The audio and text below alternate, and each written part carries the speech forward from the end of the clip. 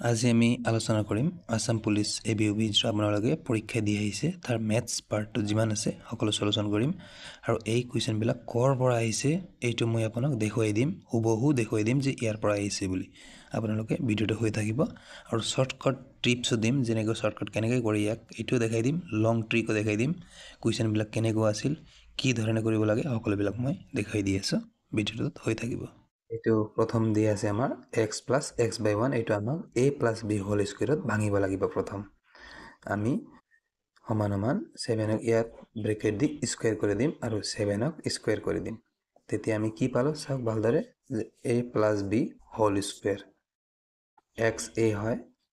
আৰু 1 by x b হয় এইটো হোল স্কয়াৰত আমি ভাঙিব লাগিব a square plus b square plus 2ab এইটো আমাৰ ফৰ্মুলা a স্কয়াৰৰ ঠাইত আমি x স্কয়াৰ লিখিব পাৰিম আৰু b স্কয়াৰৰ ঠাইত আমি 1 by x স্কয়াৰ লিখিব পাৰিম আৰু 2a কি হয় আমাৰ x হয় আৰু b কি হয় 1 by x হয় আৰু 7 ৰ স্কয়াৰ কিমান হয় 49 এতিয়া আমি সলভ কৰিম x স্কয়াৰ এনেকৈ থাকিব আৰু এটা 1 ক স্কয়াৰ কৰিলে 1 x ক স্কয়াৰ কৰিলে x square plus x x আমি কাটি দিম 2 1 গুণ 2 তল এইফালত 49 যদি এই দুইটো এইফালে প্লাস হৈ আছে এটো এনেকৈ থাকিব x স্কয়াৰ বাই 1 এটো দুইটো প্লাস হৈছে এইফালে গলে মাইনাস হ'ব তেনে মাইনাস হলে আমি 47 তেন্তে আমাৰ ইয়াৰে মান হদিছিল এতিয়া আমি সাম যে শৰ্টকাট কেনেকৈ কৰে শৰ্টকাট ইয়াৰ ট্ৰিক হল যিকোনো স্কয়াৰ এনেকৈ দি থাকিলে আমি সিধা 7 ৰ আমি স্কয়াৰ কৰি দিম আৰু -2 কৰি দিম এইটোই হ'ব আমাৰ শৰ্টকাট ট্ৰিক 47 আৰু এই প্ৰশ্নটো আহিছিল এডিআৰই গ্ৰেড 4 এক্সামৰ পৰা আহিছিল যেটো প্ৰথমবাৰ এডিআৰই হৈছিল এই পৰীক্ষাৰ পৰা আহিছিল প্ৰিভিয়াস ইয়াৰ কোৱেশ্চন চাই এটো কোৱেশ্চন নম্বৰ 42 তলৰ কোনটো এটা ত্ৰিভুজৰ বাহুৰ যোগ হ'ব নোৱাৰে এই প্ৰশ্নটো আহিছিল আমাৰ ক্লাস 7 কিতাপৰ ত্ৰিভুজ আৰু ইয়াৰ ধৰ্ম নামৰ 6.3 অনুশীলনীৰ পৰা আহিছিল এটো মই দেখাই দি আছো ইয়াত চাব পাৰে আপুনি উদাহৰণ 5ত দি আছে 7 cm 9 cm আৰু 13 cm বাহুৰ এটা ত্ৰিভুজ সম্ভৱনে পৰীক্ষা কৰা বুলি দি আছে আৰু তলত স্পষ্টভাৱে লিখা আছে যে প্ৰদত্ত বাহু তিনিটাৰ যোগবোৰৰ পৰা বুজায় যে যিকোনো দুটা বাহুৰ যোগৰ সমষ্টি তৃতীয় বাহুতকৈ ডাঙৰ গতিকে ই এটা ত্ৰিভুজৰ বাহু হ'ব দুটা বাহুৰ যোগফল তৃতীয় বাহুতকৈ ডাঙৰ হ'ব লাগিব তেন্তে এইটো ত্ৰিভুজ হ'ব এতিয়া আমি প্ৰশ্নটো চাই লওঁ কি দি আছে এতিয়া ইয়াত আমাক কি কৈছে যোগ হ'ব নোৱাৰে এই অপচন নম্বৰ এ যদি চাও আমি ভালদৰে 5 আৰু 6 11 হয় 10 তকৈ ডাঙৰ এইটো হ'ব বি নম্বৰ 7 আৰু 8 15 14 তকৈ ডাঙৰ এইটো হ'ব অপচন নম্বৰ সি 10 আৰু 8 18 20 তকৈ কম এইটো হ'ব নোৱাৰে আৰু অপচন নম্বৰ ডি 12 আৰু 20 32 30 তকৈ ডাঙৰ এইটো হ'ব তেনেহলে অপচন নম্বৰ সি ইয়াৰ সঠিক আনসাৰ হ'ব Question number 43 দুটা ক্ৰমিক অযুগ্ম সংখ্যাৰ যোগফল 48 এই উক্তিটো প্ৰকাশ কৰিব পৰা সমীকৰণটো হল এই প্ৰশ্নটো কৰ পৰা আহিছে আপোনালোকে জানে মই দেখাই দি আছো এই প্ৰশ্নটো আহিছে ক্লাস 7 ৰ সৰল সমীকৰণ অধ্যায় 4 4.3 পৰা সিম্পল ইকুৱেশ্যন নামৰ চেপ্টাৰৰ পৰা ক্লাস 7 ৰ 9 আৰু 10 কোৱেশ্যন যদি আপুনি কৰি গলেহেঁতেন তেন্তে এই প্ৰশ্নটো ইজি হ'ব আপোনালোকে হয়তো পাৰিছে এটা তাৰ পৰা আহিছে ইয়াৰ সলিউশন কি হ'ব যদি আমি দুটা ক্ৰমিক অযুগ্ম সংখ্যা লওঁ তেন্তে এটা অযুগ্ম সংখ্যা আমাৰ x হ'ব আৰু এটা আনটো x + 2 হ'ব অপচন নম্বৰ সি ইয়াৰ সঠিক আনসাৰ হ'ব আৰু দুটা অযুগ্ম সংখ্যা কি বুলি উদিলেহেঁতেন তেন্তে আমি কৈ দিলোহেঁতেন 23 আৰু 25 বুলি অপচন নম্বৰ সি ইয়াৰ ৰাইট আনসাৰ Question number 46 হামন্তৰিকৰ ভূমি আৰু উচ্চতাৰ দিক্ৰমে 5 cm আৰু 3 cm হামন্তৰিকৰ কালিটো নিৰ্ণয় কৰা এইটো কৰ পৰা দিছে আপুনি দেখিলে আচৰিত হ'ব এইটো ক্লাস 7 কিতাপৰ পৰিসীমা আৰু কালি অধ্যায় নম্বৰ 11 উদাহৰণ 1 ৰ পৰা হুবহু বহাই দিছে আপোনাক ইয়াৰ সলিউশন আপোনালোকে হয়তো জানে হামন্তৰিকৰ কালিৰ ফৰ্মুলা ভূমি পূৰণ উচ্চতা ভূমি আমাৰ দিয়া আছে 5 cm আৰু উচ্চতা 3 cm আৰু ইয়াক পূৰণ যদি কৰিম আমি 15 cm স্কয়াৰ হ'ব ইয়াৰ ৰাইট আনসাৰ 45 নম্বৰ 1289 লগত কি ন্যূনতম সংখ্যা যোগ কৰিলে ই এটা পূৰ্ণবৰ্গ সংখ্যা হ'ব option number 1 b7 c13 d কি আছিল মই দেখিব পৰা নাই কোৱেশ্যনত এটো কৰি দেখাই আছো ঠিক আছে আমি কৰিছাম সলিউশন 1 2 8 9 লগত আমি প্ৰথম 1 যোগ কৰি দিম 1 যোগ কৰিলে আমি কিমান পাম 1290 পাম ঠিক আছে দ্বিতীয় কি হৈছে 7 যোগ কৰিছাম আমি 1 2 8 9 জগত আমি 7 যোগ কৰিম 6 9 1 2 9 6 পাম আৰু 1 2 8 9 লগত 13 যোগ কৰিম 13 যোগ কৰাত আমি শেষত 2 পাম 2 থকা কেতিয়াও বৰ্গ নহয় 2 শেষত 2 থকা সংখ্যা কেতিয়াও বৰ্গ নহয় কোনো সংখ্যাৰ এইটো মনত ৰাখিব কি নহয় 2 3 7 8 এই চাৰিটা সংখ্যা শেষত থাকিলে কোনো সংখ্যাৰ বৰ্গ নহয় এইটো এতিয়া আমাৰ হাতত দুটা আছে 1290 আৰু 1296 দুটা আছে 1290 হ'ব নোৱাৰে কিয়বা 10 নহয় 11 নহয় 12 নহয় 1296 কাবা হয়তো 4 স্কয়াৰ হয় অথবা 6 স্কয়াৰ হয় এতিয়া আমি 34 স্কয়াৰ কৰি চাম কিমান ওলাব এতিয়া 36 আৰু দুটাৰ স্কয়াৰ কৰি ওলাম স্কয়াৰ কেনেকৈ ওলাই মই শিকাই আছো প্ৰথম আপুনি 4 ৰ স্কয়াৰ কৰিব 16 16 ৰ 6 হাতত 1 থাকিব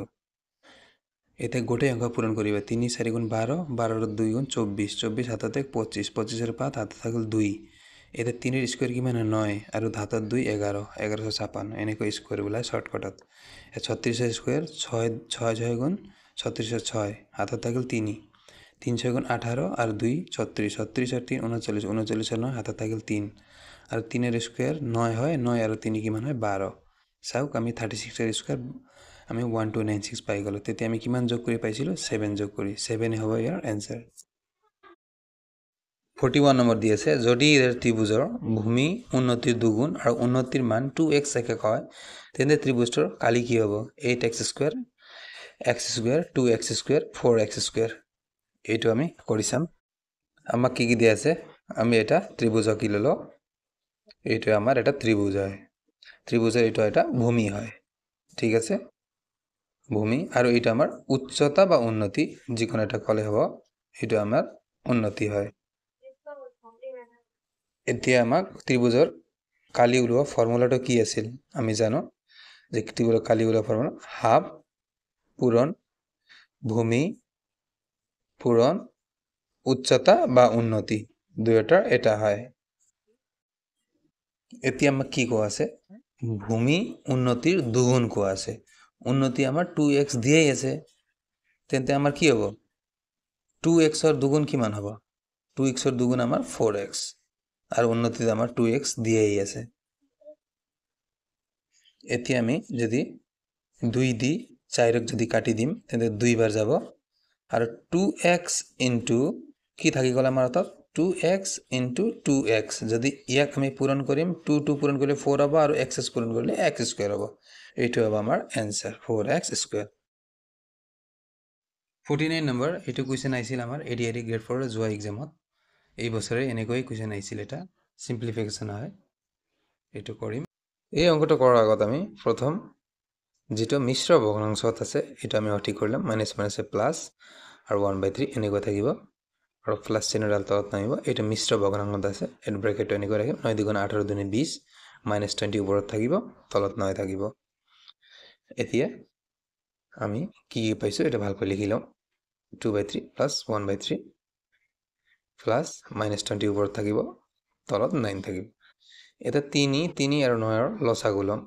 ইয়াৰ লসাগু কিমান হ'ব আমি জানো 3 3 9 ৰ লসাগু আমাৰ 9 হ'ব 3 দি 9ক 3 বাৰ 3 2 গুণে 6 আৰু প্লাস চিহ্নডাল তলত আহিব এইটো আমাৰ 3 হ'ব আৰু 9 দি 1 বাৰ যাব -20 1 দি 20 বাৰ পূৰণ কৰিলে -20 হ'ব এইটো ব্ৰেকেটডাল গুচাই দিলো ভিতৰত থল সৰি 6 + 3 9 হ'ব আৰু প্লাস এনেকৈ থাকিব -20 আমি ওপৰত লিখিলো তলত 9 আহিব এতিয়া 9 প্লাস এ মাইনাস মাইনাস হ'ব 9 - 20 আৰু তলত 9 থাকিব যদি 20 ৰ পৰা 9 বিয়োগ দিম 11 থাকিব তলত 9 থাকিব মাইনাস চিহ্নডাল আছে এটা এনেকৈ থাকিব আমাৰ -11/9 এইটো হ'ব আমাৰ आंसर কোৱেশ্চন নম্বৰ 50 তলৰ সংখ্যা কেইটাৰ মাধ্যমা নিৰ্ণয় কৰা ইয়াত সকলোবোৰ মিলাই দি আছে 32 32 34 35 সিৰিয়াল ওয়াইজ দি আছে আপুনি তিনটা লেফট সাইডেৰ পৰা তিনটা ৰাইট সাইডেৰ পৰা যদি বাদ দিয়ে মিডলত 35 থাকিব এই 35টা আমাৰ आंसर হ'ব অপচন নম্বৰ সি নেক্সট 52 নম্বৰ যদি p আৰু q ৰ গসাগু আৰু লসাগু যথাক্ৰমে r আৰু s হয় তেন্তে p q r আৰু s ৰ লসাগু হৈছে p আৰু q আমি স্বাভাৱিক সংখ্যা ধৰিব পাৰিম এতিয়া আমি অংকটো কৰি চাম দি আছে প্ৰথম কি আমাক এইটো দেখিম p আৰু q কিউৰ গসাগু কিমান দি আছে আমাৰ r দি আছে আৰু p আৰু q লসাগু আমাক কিমান দি আছে শৰ্টকাটত লিখি দিল s দি আছে এতিয়া আমি যিকোনো এটা স্বাভাৱিক সংখ্যা ধৰিব পাৰিম যেনে p আৰু q ধৰণে যিকোনো এটা ধৰিলে হ'ল আমি যেনেকৈ 9 ধৰিলো p আৰু q আমি ধৰিলো আমাৰ 15 ইয়াৰ যদি আমি গসাগু ইয়াৰ গসাগু কিমান হ'ব 9 আৰু 15 গসাগু এই দুটা অংশক এটা অংশেৰে হৰণ যায় 3 ৰে ইয়াৰ গসাগু আমাৰ এইটো 3 মানে হ'ল r এটা 9 আৰু 15 লসাগু কিমান হ'ব 9 আৰু 15 লসাগু আমাৰ কিমান হয় 45 হ'ব 9 আৰু 15 লসাগু 45 আমাৰ s হয় ঠিক আছে এতিয়া আমাক কি কৈছে এইটো আমি p ধৰিলো 9 আৰু q ধৰিলো 15 এতিয়া আমাক কৈছে যে p q আৰু r s এই চাৰিটাৰ লসাগু কিমান p q r s ইয়াৰ লসাগু নিৰ্ণয় কৰিব লাগে ইয়াৰ লসাগুটো আমি নিৰ্ণয় কৰিব লাগে ইয়াৰ লসাগু কেনেকৈ নিৰ্ণয় কৰিম p মানে কি ধৰিছিল 9 q মানে কি ধৰিছিল 15 r মানে কি পাইছিল 3 আৰু s মানে কিমান পাইছিল 45 এতিয়া আমি ইয়াক লসাগু নিৰ্ণয় কৰিম প্ৰথম 3 দি 3 বাৰ 5 বাৰ 1 বাৰ 15 বাৰ আকৌ 3 দি 1 বাৰ 5 এনেকৈ থাকিব 1 এইটো 5 থাকিব আকৌ 5 দি হ'ব 1 1 1 এতিয়া আমি লসাগু কিমান পালো 45 আমি লসাগু পালো 45 মানে কি 45 মানে হল আমাৰ s s হল আমাৰ লসাগু অপশন নম্বৰ ডি হ'ব ইয়াৰ ৰাইট আনসাৰ 51 নম্বৰ বছৰি 10% চক্ৰবৃদ্ধি সুতত 100 টকা 2 বছৰৰ মূৰত মুঠ পৰিমাণ হ'বগৈ অপশন 4টা দি আছে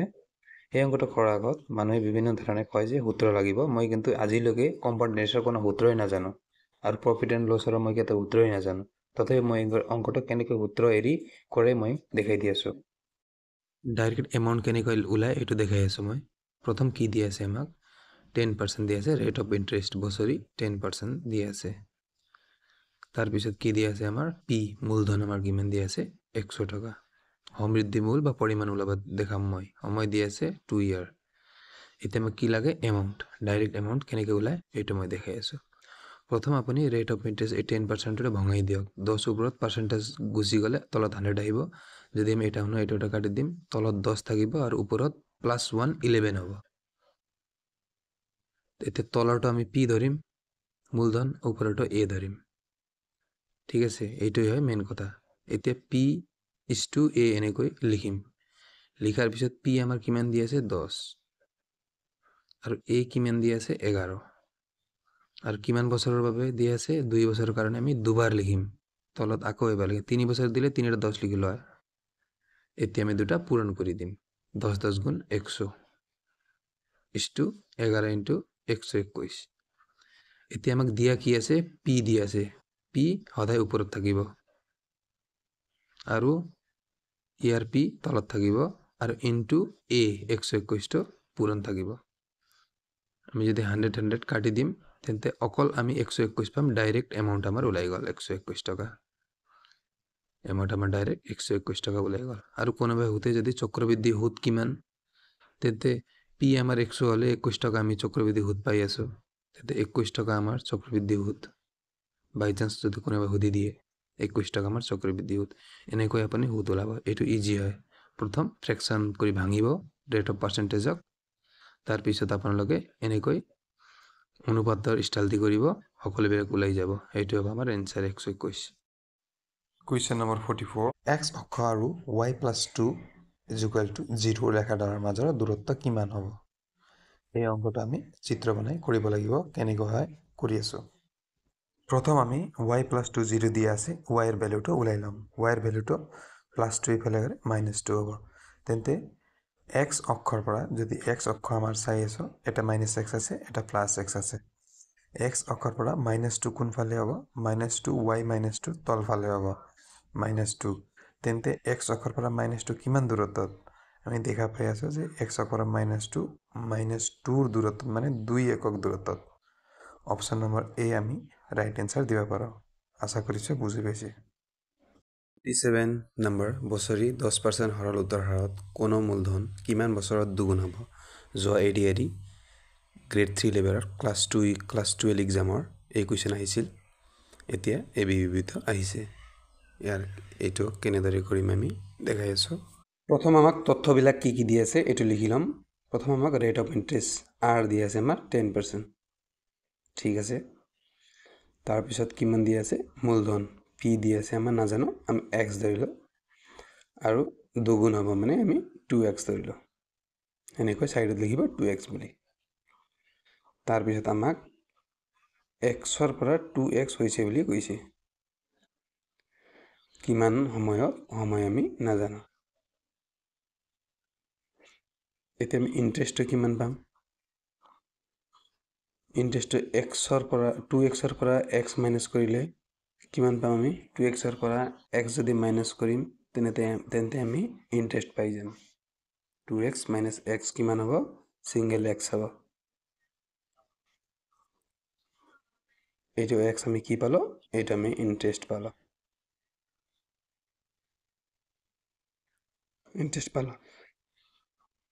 এতিয়া আমি বহাই দিম আমাৰ ফৰ্মুলাত I is equal to PRT/100। ইয়াতে বহাই দিয়ক, এনচাৰ ওলাই যাব। এনেকুৱা অংক সদায় এনেকুৱা কৰিব।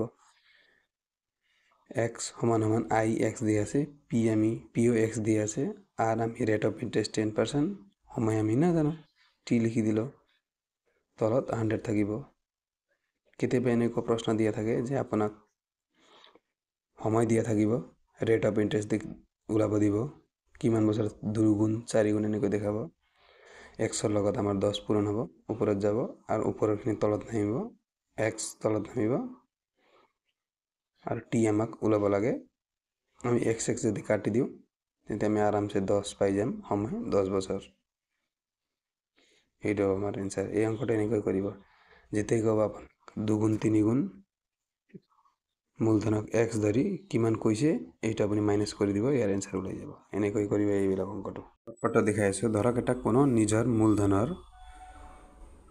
12 গুণ হ'ব কিমান বছৰত? ৰেট অফ ইণ্টাৰেষ্ট আমাক দিয়া আছে 20%। কথাৰ কথা এনেকৈ অংক। নিজৰ 12 গুণ মানে আপুনি চিধা X মাইনাছ 12Xৰ পৰা মাইনাছ X এটা কৰি দিব, আপুনি 11X পাই যাব। আৰু এইফালে 20ৰ পাৰ্চেণ্টেজ গুচালে তলত 100 আহিব, 20 দি 100 কাটিলে 5 আৰু 5 দি 11 পূৰণ কৰি দিয়ে 55 বছৰ। এইটো হ'ব শ্বৰ্টকাট ট্ৰিক। এনেকৈ অংকটো কৰে। আৰু ধৰক আপোনাৰ কোনো এটা মূলধন দি আছে, নিজৰ মূলধনৰ আপোনাৰ 8 গুণ হ'ব আৰু ৰেট অফ ইণ্টাৰেষ্ট দি আছে আপোনাৰ 10% আৰু সময় কেতিয়া লাগিব? আপোনাৰ 8 গুণ মানে 8Xৰ পৰা এটা X মাইনাছ কৰি দিব, আপুনি 7X পাই যাব। আৰু 10% মানে 10% গ'লে তলত 100 আহিব আৰু 10 দি 100ক 10 বাৰ যাব, 10 7 গুণ 70 বছৰত। এনেকৈ শ্বৰ্টকাট ট্ৰিক হয় এই অংকৰ। এইবিলাক শ্বৰ্টকাট হয়। 10 7 গুণ 70 এনেকৈ কৰিব। ইয়াত দিয়া আছে তলৰ উক্তিসমূহ কোনটো শুদ্ধ নহয়? প্ৰতিটো যুগ্ম ধনাত্মক সংখ্যাই এটা স্বাভাৱিক সংখ্যা। হয়, হ'ব পাৰে। কি হ'ব? ধনাত্মক সংখ্যা এটা স্বাভাৱিক সংখ্যা হয়। আৰু দেখো সৰু স্বাভাৱিক সংখ্যাটো হ'ল 1। হয়, শুদ্ধ হয়। 0 এটা পূৰ্ণ সংখ্যা। হয়, শুদ্ধ হয়। প্ৰতিটো স্বাভাৱিক সংখ্যা এটা যুগ্ম সংখ্যা। প্ৰতিটো স্বাভাৱিক সংখ্যা এটা যুগ্ম সংখ্যা নহ'বও পাৰে। এইটো হ'ব, এই উক্তিটো শুদ্ধ নহয়। Option number D right answer হ'ব। কুৱেশ্যন নম্বৰ 54, 1ৰ পৰা 25 লৈকে ক্ৰমিক অযুগ্ম সংখ্যাবোৰৰ যোগফল হৈছে ABCD। মই এই অংকটো মোৰ প্ৰেক্টিছ ছেটত কৰাই দিছিলোঁ আৰু মই কেনেকৈ ওলাই এইটোও কৈ দিছিলোঁ। ইয়াৰ ৰাইট এনচাৰ হ'ব আমাৰ অপশ্যন নম্বৰ চি 169। নেক্সট কি দি আছে আমাৰ 48 নম্বৰ। 48 নম্বৰটো অংকটো দেখাত দীঘল কিন্তু অলপ সময় লাগিব। অংকটো ইমানেই ইজি আছে। অংকটো আমি কৰি চাম ষ্টেপ বাই ষ্টেপ।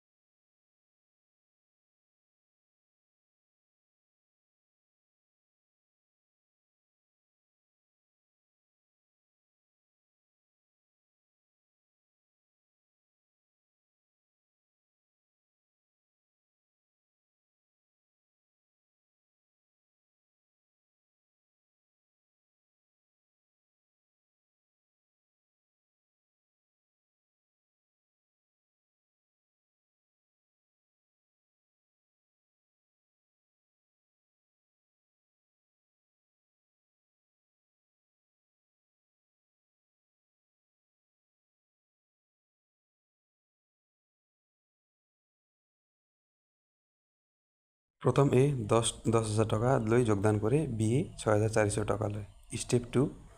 এ 5 মাহলৈ 10,000 টকা চলায়, তাৰপিছত 3,000 ওলাই 7,000 টকা তাৰ লগত থাকি যায়। 12 মাহৰ কথা হৈ আছে, সেইকাৰণে 7 মাহলৈকে 7,000 টকাকৈ চলায়। তেতিয়া মুঠ তেওঁ 50,000 টকা আৰু 49,000 টকা, টোটাল 99,000 টকা চলায় 12 মাহত। আৰু বি কি কৰে, 5 মাহলৈ 6,400 টকা চলায়, তাৰপিছত 7 মাহ তেওঁ 6,400 টকাত 600 যোগ কৰি 7,000 টকাকৈ চলায়। তেন্তে 5 পূৰণ 6,400 আমাৰ 32,000 হয় আৰু 49,000 হয়, মুঠ 81,000 টকা বিয়ে চলায় 12 মাহলৈকে। তেন্তে ষ্টেপ 4ত মুঠ 2ৰে যোগ কৰি টকা কিমান হৈছে, 180,000 হৈছে। তেন্তে বিৰ মুঠ লাভ কিমান হৈছিল, 16,000 টকা। 16,000 টকাৰ তেওঁ 10% এক্সট্ৰা পায়, সেইকাৰণে 16,000 টকাৰ 10% হ'ব আমাৰ 1,600 টকা। তেন্তে বিৰ লাভ আমি 16,000 টকাৰ পৰা যদি আমি 1,600 মাইনাছ কৰোঁ, 14,400 টকা থাকি যায়, তাৰ পৰা বি লাভ পাব। এই লাভ ওলোৱাৰ কাৰণে মুঠ 2ৰ টকা কিমান আছিল, 180,000 আৰু বিৰ ভাগ কিমান আছিল, 81,000 পূৰণ 14,400 যদি পূৰণ কৰি দিওঁ, ইয়াক যদি কাটাকাটি কৰোঁ, তেন্তে আমি 6480 ইয়াৰ এনচাৰ পাই যাম। তেন্তে গাইজ অংকবিলাক এইবিলাকেই আছিল। আপুনি যদি অংকবিলাক চলুশ্যনবিলাক চাই বহুত ইজি আছিল। যদি আপোনাৰ বেছিক যদি ক্লিয়াৰ থাকে, আপুনি যদি ক্লাছ 7, 8, 9, 10ৰ যদি মেথ কিতাপ কৰি থৈ গৈছে, তেন্তে আপুনি এটাও মেথ এৰি থৈ অহা নাই বুলি মই আশা ৰাখিম। লাষ্টৰ 48 নম্বৰ কুৱেশ্যনটো আমাৰ অলপ ট্ৰিকি আছিল, কিন্তু যদি আপোনালোকে SSC CGL SSCৰ কাৰণে প্ৰেক্টিছ কৰি থাকে, তেন্তে আপুনি এইবিলাক কুৱেশ্যন পাই যায়। 48 নম্বৰটো SSCৰ কুৱেশ্যন হয়। তেন্তে গাইজ ভিডিঅ' এইটোৱে আছিল। Thank you so' much.